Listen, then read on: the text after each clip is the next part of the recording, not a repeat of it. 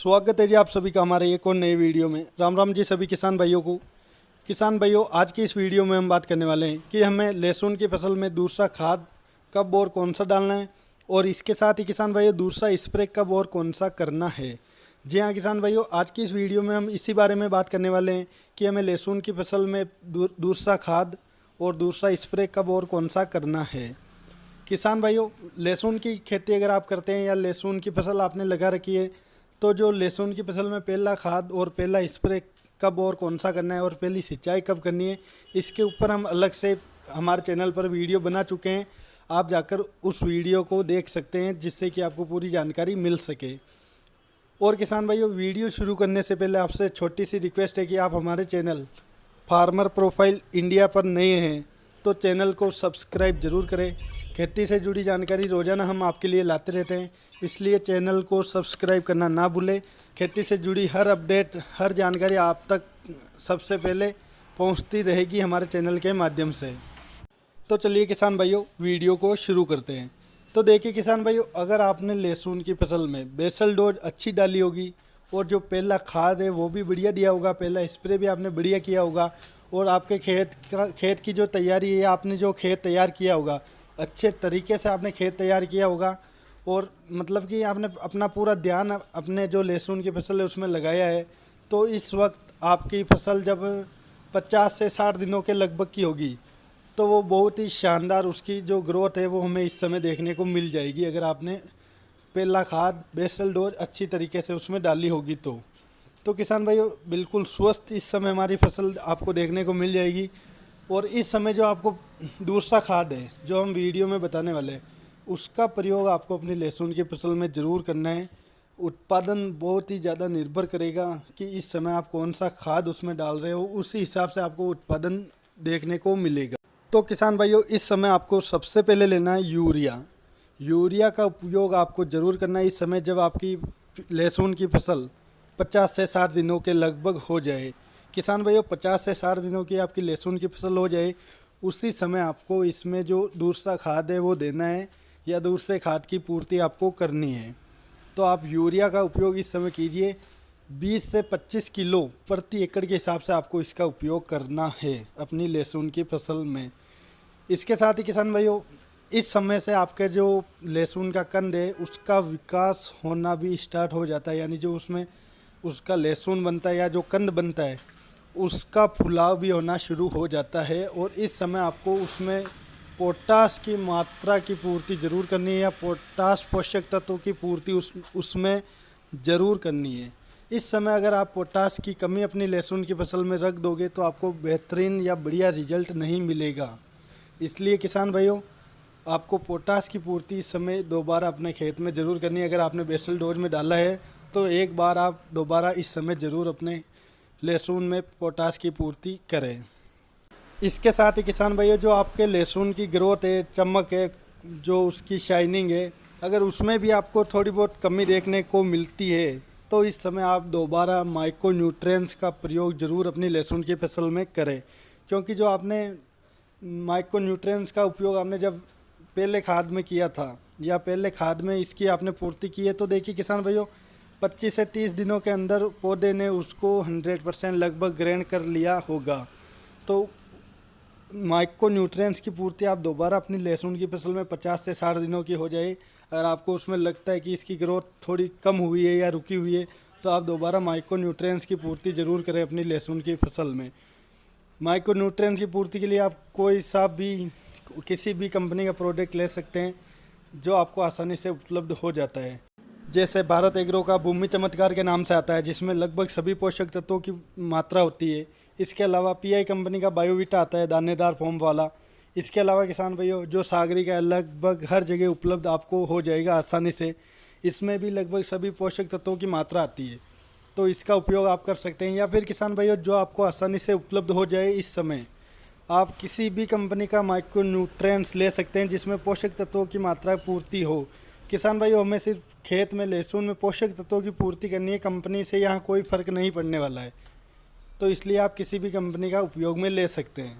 अब किसान भाइयों, इन सबको आप बढ़िया तरीके से मिक्स करिए, एक समान रूप से आपको इन्हें मिक्स करना है और पूरे खेत में एक समान रूप से आपको इन्हें अपने खेत में डालना है, चाहे जिस भी तरीके से आप डालो, आपको बस एक समान रूप से पूरे खेत में इन्हें डालना है। चाहे आप छिड़काव विधि से डालो या फिर आप पानी के साथ गोल बनाकर बहाओ, या फिर आपने ड्रिप पर प्याज की फसल लगा रखी है तो आप ड्रिप में दो। जिस भी तरीके से आपको देना है, आपको बस इन्हें पौधे की जड़ों तक पहुंचाना है, चाहे वो आप कैसे भी पहुंचाओ। इसके बाद किसान भाइयों हम बात कर लेते हैं कि हमें लहसुन की फसल में दूसरा स्प्रे कब और कौन सा करना है। तो देखिए किसान भाइयों, जब आपकी फसल 50 दिनों के लगभग होगी लहसुन की फसल, अगर आपने 30-35 दिनों की फसल पर स्प्रे किया होगा, तो जब आपकी फसल 50 दिनों के लगभग या 65 दिनों 60 दिनों के लगभग होगी, तो इस समय उसमें स्प्रे करने की हमें 100% आवश्यकता पड़ेगी। आपने भले ही शुरू में स्प्रे किया या नहीं किया हो, क्योंकि किसान भाइयों इस समय एक तो उसमें थ्रिप्स का अटैक आपको देखने को मिल जाएगा, इसके साथ ही फंगस का अटैक आपको देखने को मिल जाएगा। हो सकता है कि कुछ किसान भाइयों को जलेबी रोग की समस्या भी इस समय देखने को मिल जाए, तो इसलिए आपको इस समय एक स्प्रे ज़रूर करना है। तो देखिए किसान भाइयों, इस समय आपको जो थ्रिप्स की समस्या है, जो वाइट फ्लाई की समस्या है, या फिर अदर किसी रस चूसक कीट की समस्या है, तो इसके लिए आप क्यूराक्रोन, जिसमें 50% प्रोपोनोफॉस आता है, इसका उपयोग आपको करना है।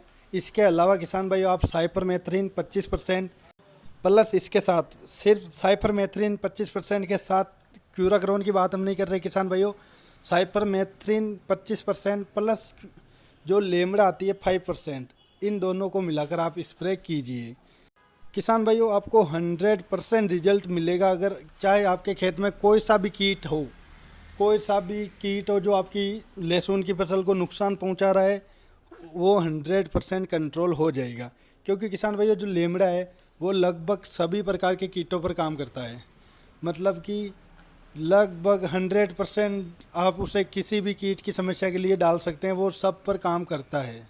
इसके साथ किसान भाइयों साइपरमेथ्रिन का उपयोग करने से आपको ये फ़ायदा होगा कि जो गोबा होता है, जहाँ से शाखाएं लहसुन के फसल की अलग अलग शाखाएं निकली हुई होती है, सेंटर पॉइंट होता है, वहाँ पर जो रस चूसक कीट होते हैं, थ्रिप्स होते हैं, साइपरमेथ्रिन की मदद से उन्हें भी कंट्रोल किया जा सकेगा किसान भाइयों।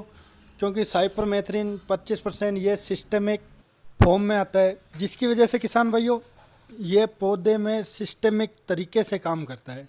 यानी कि जो कीट इसे पौधे को नुकसान पहुंचाएंगे या उसे खाने की कोशिश करेंगे, तो वो जो सिस्टमिक तरीके से ये साइपरमेथ्रिन काम करेगा, तो पौधा भी इससे जहरीला होता है, जिसकी वजह से जो कीट इसे खाने की कोशिश करेगा या नुकसान पहुंचाने की कोशिश करेगा, वो तुरंत ही इसे खाते ही इसके प्रभाव से नष्ट हो जाएगा।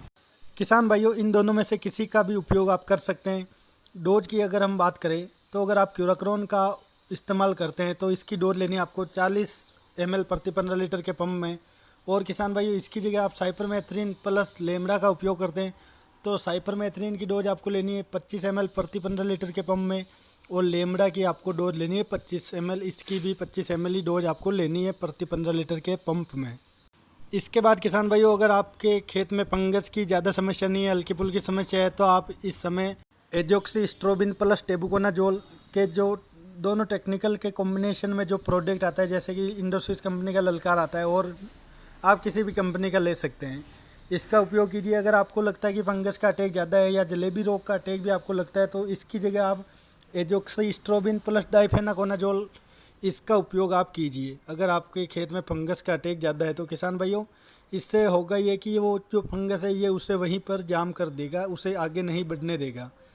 तो दोनों में से किसी का भी आप उपयोग कर लीजिए। अगर ज़्यादा समस्या है तो आप एजोक्सिस्ट्रोबिन प्लस डाइफेनाकोनाजोल का उपयोग कीजिए। अगर आपको फंगस की समस्या कम लगती है तो आप एजोक्सिस्ट्रोबिन प्लस टेबुकोनाजोल का प्रयोग आप कीजिए। इसके साथ ही किसान भाइयों आपको जो चिपको या गोंद आता है उसका उपयोग आपको यहाँ पर 100% करना होगा। क्योंकि किसान भाइयों चिपको जो आप स्प्रे करते हैं, जो दवा डालते हैं, उसे पूरे पौधे में फैलाने का काम करता है। जहाँ तक आपकी दवा सीधे स्प्रे से नहीं पहुँच पाती है, वहाँ से गोंद या चिपको की मदद से वो पहुँच जाती है। तो यहाँ पर उसका उपयोग आपको 100% करना ही होगा किसान भाइयों, बेहतरीन रिजल्ट लेने के लिए। तो किसान भाइयों जानकारी कैसी लगी कमेंट में ज़रूर बताना। अगर आपके मन में कोई सवाल है तो आप कमेंट करके पूछ सकते हैं।